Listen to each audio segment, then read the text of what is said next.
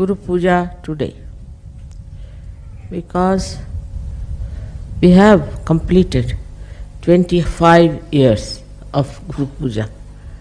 Also, it is extremely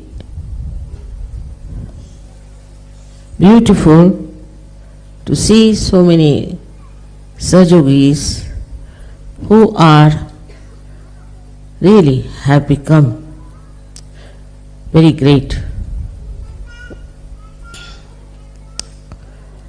It's a question of understanding what Sahaja is. It's a very unique discovery I feel now, that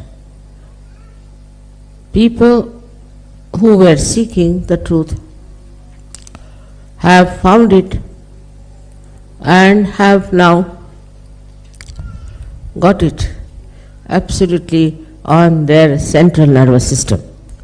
Yes, in some places it's difficult to explain how it has happened, how it has worked out, and how in these 25 years we have been able to achieve this expansion of Sahaja. The main thing I feel is that you all should know that as the tree grows, the roots have to grow much deeper, and they should spread also. If it doesn't happen, the tree cannot be sustained only by Mother Earth. So the roots are in your own life, in your own heart. When we say we have become our own Guru, we should really try to find out with our introspection, are we our Guru or not? Because before this, your mind was on one side and your heart was on another side, and your attention was in another dimension. So these three things were creating confusion within you. If you understand a human being, then you will be surprised to see how these three things act separately in a human being. And sometimes they fight also. First is your intellect and your mind. Second is your heart, your feelings, your emotions. And the third one is your attention. In these modern times, this confusion is the worst, because all the time your attention is outside. It could be towards beautiful things or beautiful women or beautiful men or all kinds of nonsensical way of wasting your energy. Such attention then is absolutely like a horse which is let loose.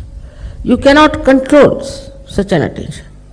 And this attention runs wild from one to another.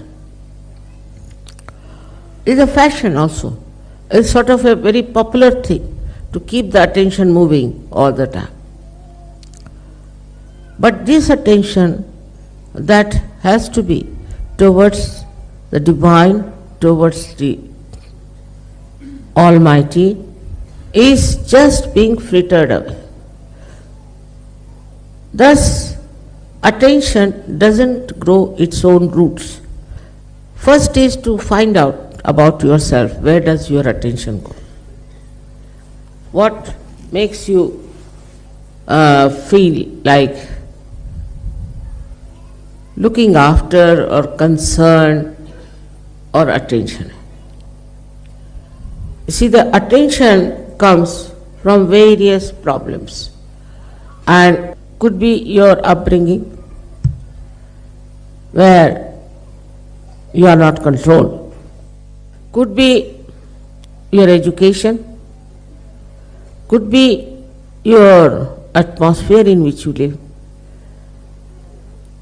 or could be your own ego or your conditioning. So this attention is being attacked by all these outside energies or negative forces, and it gets entangled. Like a river flowing straight into the ocean can get lost in a barren place. In the same way, this attention, which has to go towards the divine, gets frittered away and is furnished. This weak attention cannot take you towards the divine. Ultimately, you find that all this attention is being completely absorbed or frittered away by the nonsense that's going on. Unfortunately or fortunately, you are born in these modern times. And in these modern times, as you know, it's a very chaotic condition. In these chaotic conditions, you don't know what is right and what is wrong.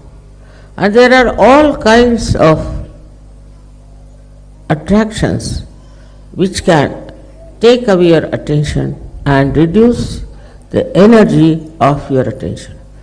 It is possible more for the people who are very right-sided. Also the left-sided people can be very much affected.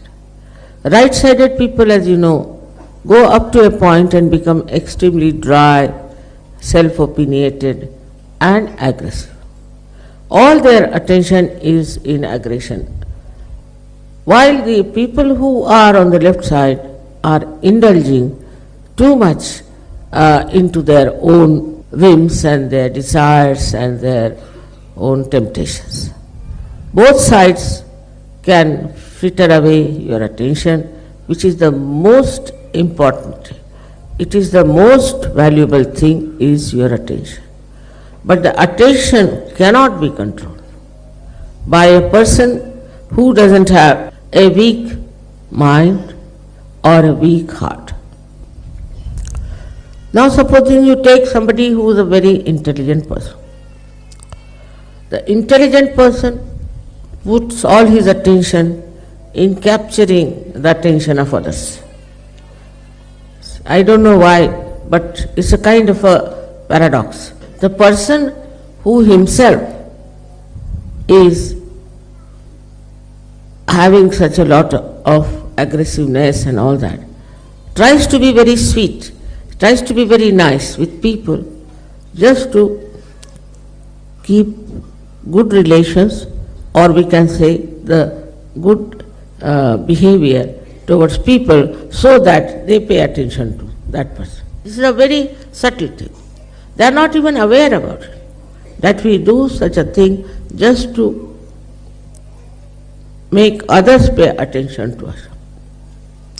That is how we have seen that in these modern times, so many stupid things people do just to attract the attention of others. Most of the fads that had come up in modern times are just to make something stupid so that people should pay attention to them. Of course, the Sahaj Yogis are not like that. But I am just pointing it out, how in the modern times we have to be very careful that you should not try to attract the attention of others. Instead of that, what you have to do is to pay attention to others in a very subtle way, not with any expectation that if you are paying attention to somebody, that person should pay attention to you. It's a very big struggle I have seen in Sahaja Yoga also, that people try to say, become very popular or become very outstanding or something of a very great qualities to show off that they are something better than others.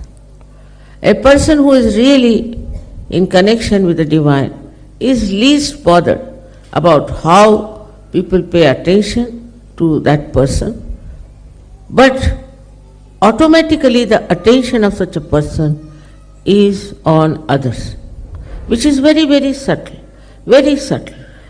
You cannot make out that the attention of such a person is on you, but it works, and it works beautifully. We have to understand that we have now come to the realm of the divinity. We are in the kingdom of God and we are divine people. We are very powerful people. But if we fritter away our attention, we become very, very weak people. It's easy to feel that we are Sahajogis, we have done so much of realization of others, or we have helped so many people. All this consciousness, if it comes within you, then know that you are still not fully developed Sahajogi. There should be no consciousness of what you are doing or what you are committing. There is no need to boast about it. There is no need to advertise it. Whatever you are is already can be seen by everyone. But even that desire is not needed, because you are doing just for the satisfaction of your spirit. So then when we come to our heart, in the heart resides the spirit, as you know very well. Now when it is the heart which has to work over your brain, and which can work, what becomes of you is nothing but you become a source of love and compassion. A source, I am saying. You do not assert on others. You do not say that I have done so much for you and what are you doing to me? What is this that I should have so much expressed in so many ways, and here you are forgetting me and not doing anything for me. So the expectation of reward, if it is there, then you must know it's your mind which is giving you these ideas and is working it out that way that you just now put attention to the amount of love the other person has given you for whatever you have given to another person. It's very subtle. So in Sahaja Yoga, you should see now yourself as just a source of love which is just flowing. In that you do not say that you have to have this or that, or you have to achieve this goal, or you have to become that. It's finished now. Once you have become the source, then how can you become something? The thing is, those who are receiving from the source want to have some sort of a reward or some sort of a recognition. In this subtle way, if you move, your mind is very clever. In Sahaja Yoga, we have very clever, intelligent people. But this mind, you have to be very careful, because this mind can cheat you. So ask your mind, why are you in Sahaja Yoga? What is the purpose of your Sahaja Yoga? Gradually this mind will shut up. And then you have to ask yourself that what is my own desire now? What do I want? What do I want to achieve? Why I am in Sahaja Yoga? If you ask this question, you will see you will just dissolve. You will become thoughtless, because there is no desire left now. There is no ambition left, no competition. All these qualities are of the brain, or we can say of the intellect, which makes you competitive, which makes you also jealous. So jealousy is also a product of this competitiveness, because when two persons are competing or many are competing and one is selected, others become jealous. I mean, instead of feeling happy, all right. So, one of us has become something, so we should be very happy that he has become.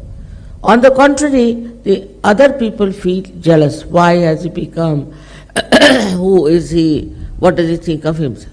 Then they go further. Not you people, but on the whole people go further with it. And what do? Is to harm another person. In Sahaja Yoga, people are also sometimes very worried and frightened. There is no need to be worried or frightened, because now you have become a Sahaja Yogi and a Guru. Nobody can touch you. Anybody who tries to touch you will be subsided somehow or other.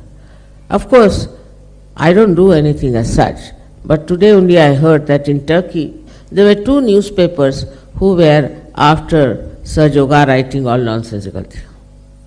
So the first one met with an accident and died. I didn't do that.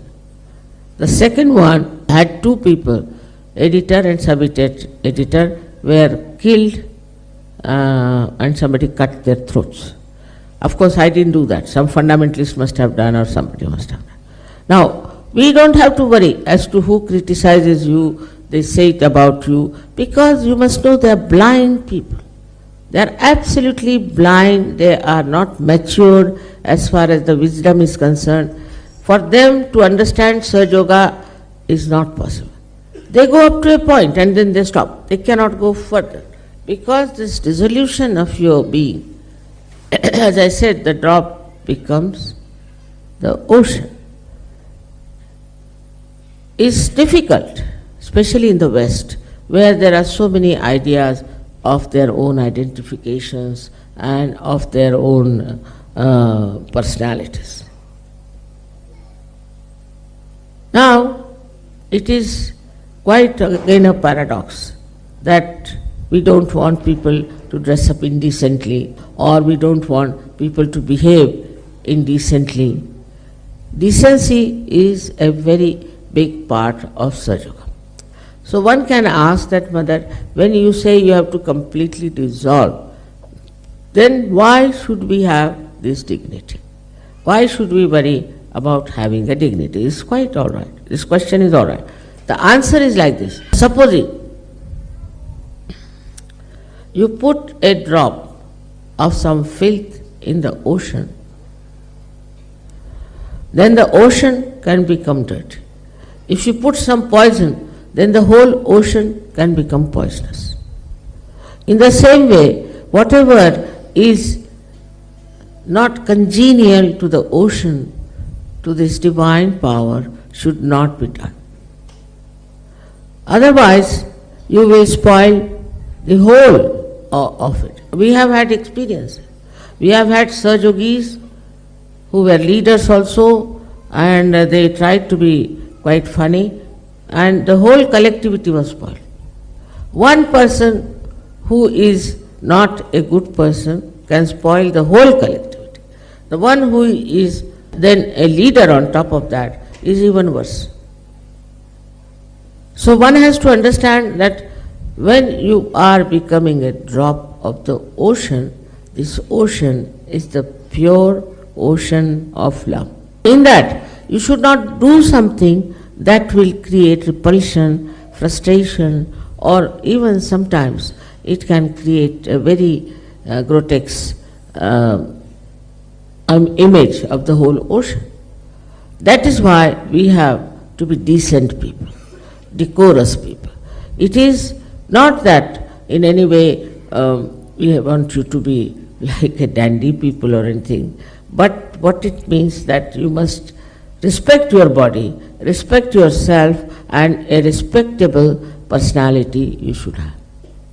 Too much intelligence to that is not proper, but it should be such that you should respect yourself. It's very important. If you cannot respect yourself, you cannot respect at all the divinity within you.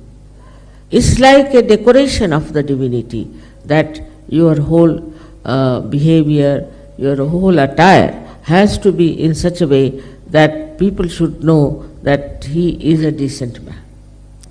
Indecent things have come out and have become now a everyday fashion. And they go on coming one after another because of the entrepreneurs. And we are playing into the hands of entrepreneurs. But if you know what dress you have to wear and what is good for you, once for all you have to decide. Now the attention should not be also wasted in that today I'll wear this kind of a sari, tomorrow I'll wear that kind of a dress, third day, because that also spoils the attention. But if it is a decent thing, it's perfectly alright, and that will really make you feel dignified within yourself. In modern times, as the people are, I don't think they have much respect for themselves. You see very highly posted people, highly placed people doing all kinds of nonsensical things like cheating, like having relations with people who are of dishonorable position.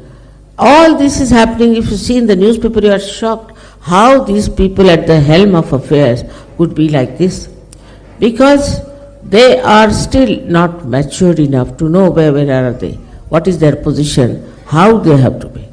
If you are mature enough, then you will understand that, say, I am a housewife, I am such a minister, I am prime minister, how I should be. That all that achievement they have outside remains outside, doesn't go inside. But for a Sahaja Yogi, it should be absorbed within. It has to be absorbed within so that the attention is not wasted too much. The another part which one has to see is the heart. Some people are saying, Mother, if our heart is ruling the head, then we become too much emotional, we get too much attached to people, we see sort of individual friendships and things like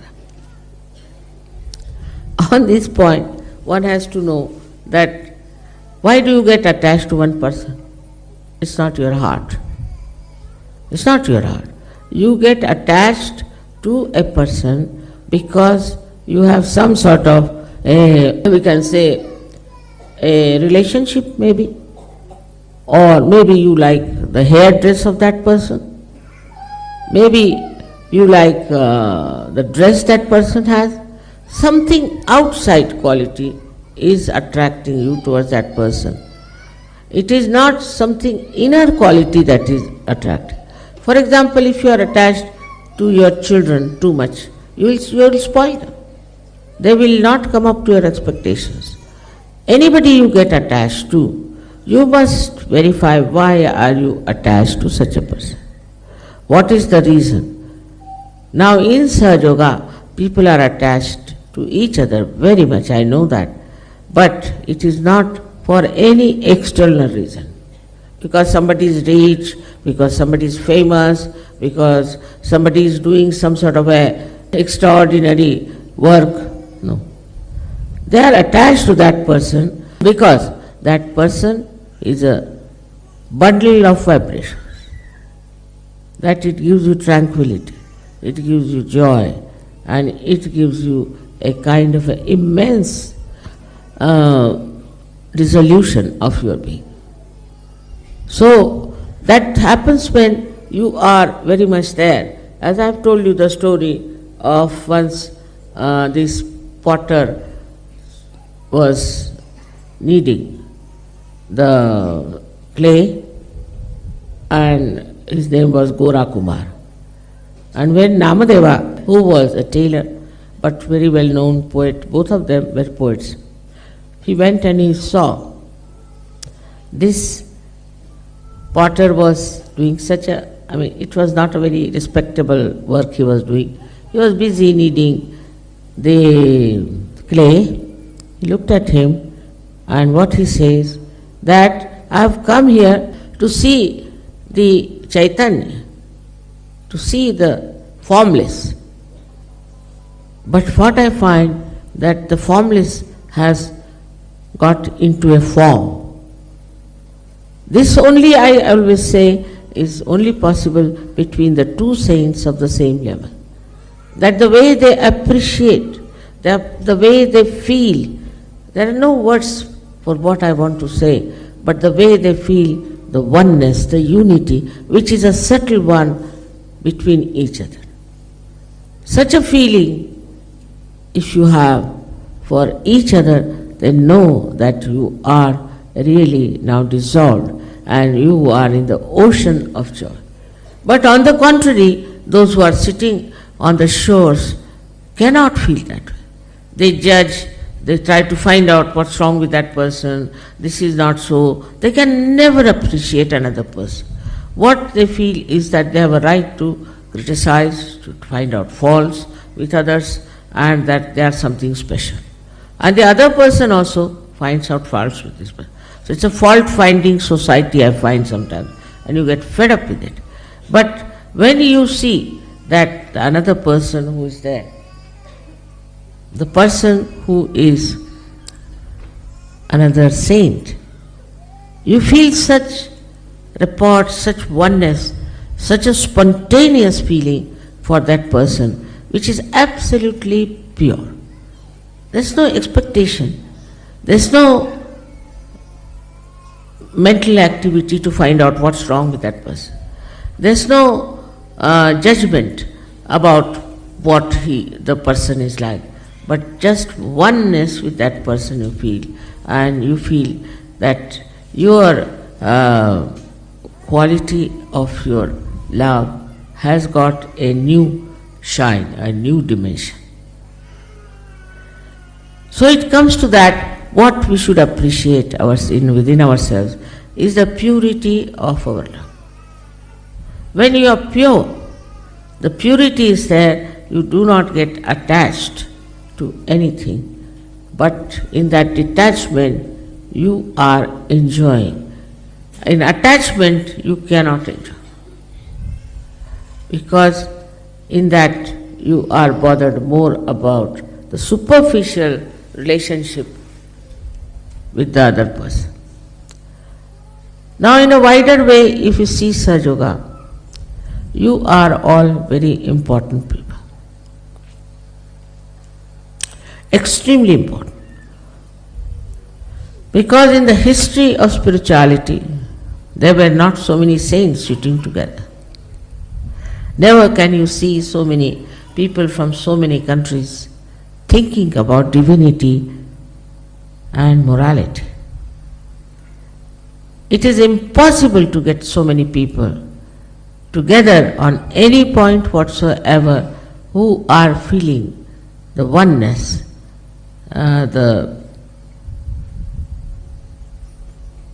we can say the most soothing feeling with each other. Whether it is comfortable or not, whether it is very much according to the norms of comfort. People who are saints are absolutely happy with other saints and other saintly people. They rush to people who are saints. Once it happened to me when I was in Kolhapur, that they told me there is a saint who talks about it. So where is he? They said he lives up there and it will take at least 3 hours for you to climb up. He only lives there, he doesn't come out. I said, all right, I would like to go and see him. So I was walking and it started raining. So they said, Mother, you never go to anybody like that. Why are you going to him? I said, no, just I want to go up and see him. Now this fellow, they said, had a control over rain. But it was raining very heavily. And when I climbed up, I saw him sitting down and going on like this with great anger. So I said, let us go and sit in his cave, because this fellow is now not in a normal mood. So I went and sat in the cave there, and there he came. He couldn't walk because they say that his legs became absolutely lame because of the vibrations that were too much in him, whatever it is. They couldn't walk. So they brought him there, he sat down. So the first thing he asked me, why did you not allow me to stop the rain? It was raining so heavy. And when you were coming up, I didn't want you to get drenched. The way now you are all full of water, and I didn't want you to suffer like this, because it's not a good welcome to you. So did you do it just to control my ego? Because I must have developed ego because I can control rain, that's a fact. So I just smiled at him. I said, see, you are my son, isn't it? And you have bought a sari for me. But you are a sannyasi, so I can't take a sari from you because sannyasi dharma is different. I am a grihastha. I can't take a sari from you. So I deliberately got drenched so that you could give me sari. The whole temper, whole unnatural behavior all dropped out.